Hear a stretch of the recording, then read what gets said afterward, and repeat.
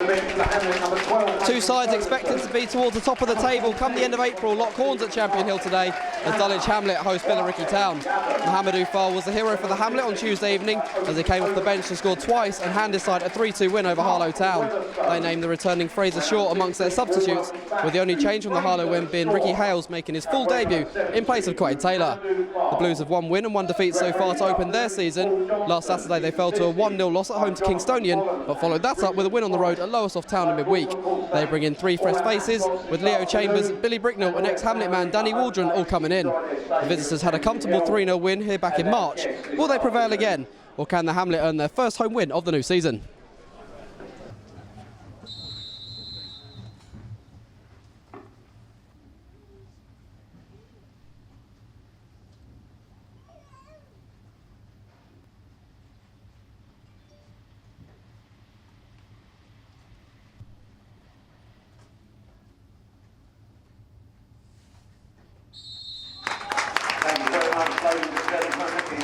Ming trying to head that down the lines, away by Rob Swaine. Missing his centre-back partner Joe Alul today. Here goes Dumaka trying again. He's got an early chance, Dumaka. Can he get away from Swaine? Yes, he can. Wide of the near post, though. Would have been a lightning start for Dulwich. They've scored early in their first two games. Dumaka shrugged off the challenge of Swaine. Couldn't find the back of the net, though. Here's Achimpong. Dulwich found themselves behind so early on last season. Beanie trying to play on over the top. Dumaka will give chase again, and he'll get there ahead of Swaine. Great challenge though, Rob Swaine. That's a really good bit of defending. Not saying it would have changed the result, but it might have had a different impact. Here goes Dumaka, and he's beaten Chambers to the ball this time. Tomlin's made the run into the middle. Dumaka just slowing it up. He's got Carew in support. Just about pokes it on for Kargbo to strike early. And that's not too far wide from Ibrahim Kargbo. Julian felt the need to dive. And he scored the opener at Harlow. He almost did so again here. Not too many internationals on display in non-league football, certainly in the Isthmian League, although Ibrahim Kargbo is for Dulwich, of course. And Konchesky for Billericay. Bricknell. Achimpong's got to track back Theophanis here, trying to return the favour to Robinson, I think. And the dugout maybe feel he should have gone for goal. Yeah, really, Dulwich didn't do a particularly good job against Harlow in midweek. Certainly from the long throws. They need to do well from this corner. In by Pennant. It's towards Swaine, who gets his head on it. Always dangerous in the air, and he heads over the top. Will be the focal point for much of their set pieces today. Theophanis on the left. He's got Bricknell and Robinson ahead of him. Pennant's also joined the attack. Deering to his right. Slips it through. Chambers it half a touch. Come for Deering. Straight at Preston Edwards. Lovely football though for the visitors.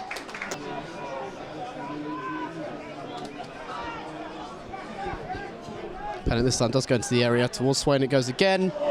Needs a save from Edwards this time. Got up well again, the centre-back. Tricky customer Robinson trying to take over. Beanie put in the challenge. Quick throw. Bricknell.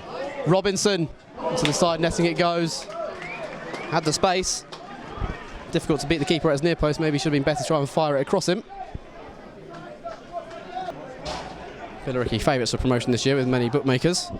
Dulwich among the chasing pack. Carew, Clunis, into Dumaka it goes. Swaine gets a little touch before Dumaka could wrap his foot around the ball properly. Poked inside, Clunis. Showed too much to the defender. Kargbo though. Tomlin tried the reverse pass. In possession again, Gavin Tomlin uses Ming, does he? Pennant couldn't slide in effectively enough. Tomlin goes for goal. A lot of power in this shot from Gavin Tomlin, but couldn't keep it down.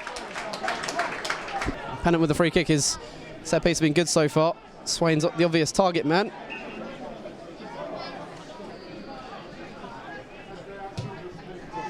Pennant. Here's Swaine round the back. Edwards gets a touch, comes to Bricknell, and away by Chambers. Kenny Beanie on the ball now. Kargbo.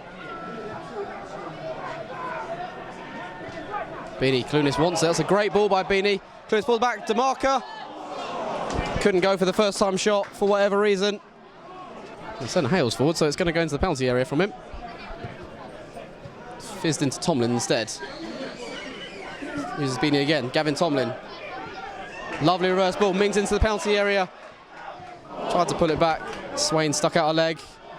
Tomlin used his strength well. Tries to bend in the shot. Shouts of handball. Tomlin furious. Kargbo carries on. He's gone for goal off the top of the bar. Or maybe it took a deflection on its way through. It's a corner. Not far from a goal that for Dulwich. Pennant looks like he might have a go for goal from here. He does. Edwards palms away and away from harm as well it goes. That's a smart bit of goalkeeping. Weatherstone applies the clearance. Oh, that's an excellent ball. Tomlin lets it go. For Clunis, who does keep it in play. Back with Gavin Tomlin, Carew and Dumaka in the box. Here's Weatherstone joining the attack, slips in. Nyren and Clunis again, offside flag is up. Clunis can't believe the decision, but again, it's excellent football from Dulwich. Was a tackle by Kacheski, but Beanie's in possession now. Tidy again from the Dulwich skipper, Kargbo. Tomlin guesses on the move in front of him, Clunis. Tomlin knocks across it in towards Dumaka, can bring it down. Foley, to his credit, has done excellently to win it off him because it had to come from around the back of Dumebi Dumaka there. Waldron took too long on the ball. Ming snapping at his heels. Kargbo for Tomlin. Dumaka now. Might fancy the goal. Shot a goal, he does. Well, it was on for him. Trying to curl it around the keeper, I think, but in the end just curled it over the top. Swaine gets up above Dumaka. This tall lad is Rob Swaine. Kacheski, Bricknell will give chase. Can he break it down? Yes, he can. And slots home. And Billericay lead. Billy Bricknell slots under Preston Edwards.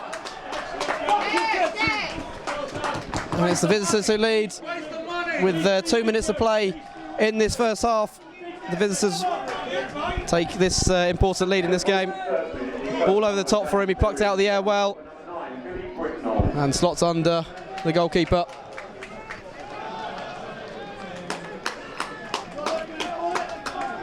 He's got Weatherstone support to his right. Dumaka will use him now. Kargbo again. Tomlin just edge of the area. Shots of handball. Penalties awarded. Leo Chambers has given Dulwich a chance to level up right on half time here. Scored 5 penalties last season. Can he open his account for the new campaign, Ashley Carew? Yes, he can! Julian goes the wrong way, and Dulwich may well go in and level at the break. Had to wait an A to take it. But as always with Ashley Carew, he did it with nonchalance. Julian went to his right, Carew went the other side. A good penalty right into the corner as well from him. Dulwich do respond, 1-1. Excellent first half of football, both sides with really attractive styles of play at times. It's Carew early on. Can he get another shot in? Took a deflection. Will be a corner. Beanie looking for Weatherstone. Knew that Bricknell was in the vicinity, so heads back to Hales. Kargbo. Excellent ball through the gap for Clunis. Low cross goal, straight into the arms of Julian. Dumaka was ready to pull the trigger.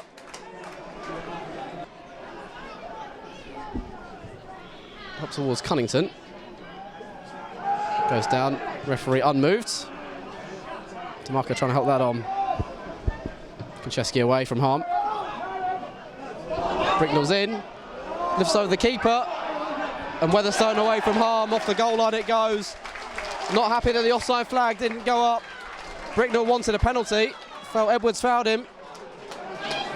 Referee being surrounded by Billericay players. Will be a corner. Excellent defending. Weatherstone just got on with the job. Weatherstone reacted furiously to the assistant on that far side that the flag didn't go up. After all that, it's a corner. In by Pennant. Swaine is in. So goal was off the line again. It's Carew on that far post. I don't know who got the shot in, but Carew was blocked out on the goal line. Dulwich surviving twice in 60 seconds there. No hesitation to do so again. Edwards saved that one in the opening 45. Will he be called into action again here? Yes, he will. No, he won't. Thought he was going to dip, but over the wall it went, but over the crossbar from Pennant. Here's Jermaine Pennant. Pass was blocked by Chambers again. Deering with the cross, a lot of bodies in there. 3 against Weatherstone at the back post there. Waldron it was who nodded it goalwards, away from harm it went though.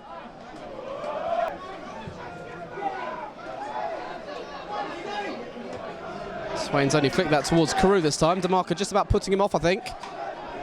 Waiting for Ming to join the attack behind him. Had a little glance at Sanchez Ming, goes inside to Boakye-Yiadom, who's gone for goal early. Trying to catch Julian off his guard. Not enough power to really trouble him though. Don't think they're going short again. Payne makes his way towards the area this time. Goes towards Swaine. Chambers got a little touch on it. Shuts off handball. Penalties awarded. It's Boakye-Yiadom, I think. It's either him or Weatherstone. Bricknell scored in the first half. It's unlucky not to score since the break. Can he beat Edwards? Yes, he can. Just like the Dulwich penalty, the goalkeeper's gone the wrong way. Unlike Carew, he went to the goalkeeper's right. He has his second of the afternoon, and Dulwich are behind for the second time today. Edwards going one way, Bricknell into the bottom corner, the other side. Here's Dumaka. Beyond Carew, come for Ming. He needs an invitation to get forward, goes for goal. Off target from Ming, but Dulwich finding an opening. Never frightened to put his foot through the ball with Sanchez Ming. Beanie. Chambers, long it goes towards Dumaka. Heads it on well. Boakye-Yiadom almost in. Swaine with a very important challenge. Using that frame of his to good effect. Ignores Waldron, trying to use Konchesky. Boakye-Yiadom though tracks back. Weatherstone looks for Dumaka. Clunis is 3-on-3 here. Still Clunis. And still. If he's going to pull it back.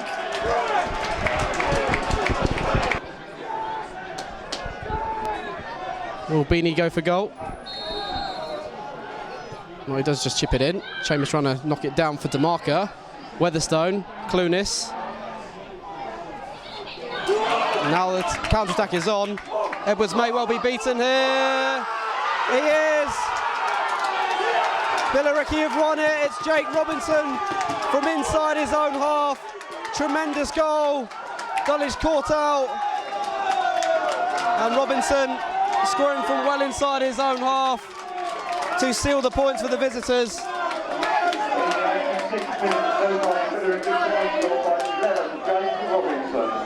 Outstanding goal from him. Clunis lost the ball. Great awareness from Robinson. And from one end to another, Dulwich with an attempt to make it 2-2. Couldn't really affect anything in that penalty area. And they had the icing on the cake with number 4. Deering. Robinson doesn't strike it cleanly, just bounced up a little as it reached him. And be a goal kick.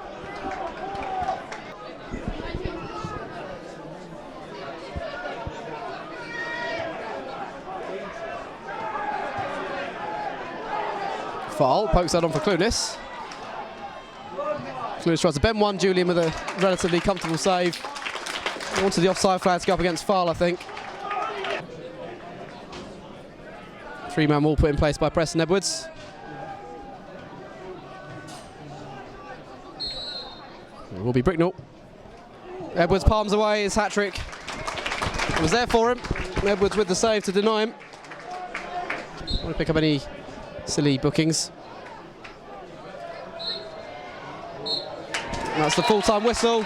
Billericay, just as they did in March, have come to Champion Hill and scored 3 goals and take all 3 points. They went ahead in the 43rd minute, a ball over the top for Billy Bricknell. Saw him slot on the Preston Edwards, and as it looked like the visitors would lead at the break, Dulwich responded. They were given a penalty foul by Leo Chambers on Gavin Tomlin, so Ashley Carew step up and make it 1-1. The turning point in this game, though, was a handball from Marc Weatherstone in the penalty area in the second half. We saw Bricknell step up and score his second from the penalty spot, and then a goal 4 minutes from time. An outstanding long-range goal from inside his own half by Jake Robinson, sealed the 3 points of Billericay. Dulwich still awaiting that first home win of the season. Full-time score at Champion Hill, Dulwich Hamlet 1, Billericay Town 3.